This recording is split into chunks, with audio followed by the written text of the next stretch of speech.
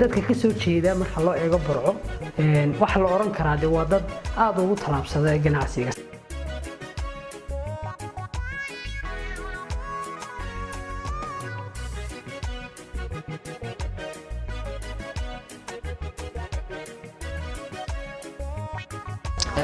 magaalada Burco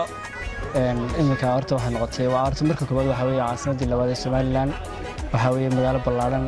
ganacsiga bilihii ugu dambeeyay aad buu sii siyaadiyay alxamdulillah hadan bulshada reer Burco nahay waa Ilaahay baan ku mahadinaynaa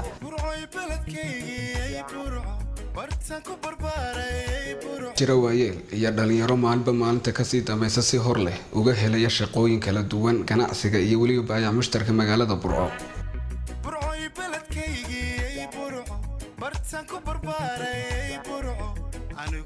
dhaqaalaha ugu badan wuxuu ku xidhnaa xoolaha nool oo runtii dhaqaale fara badan bulshada oo faa'iido badan u lahaa haddana waxaad moodaa dhaqaalaha koobaad ama ugu badan inuu ka soo galo xagga beec mushtarka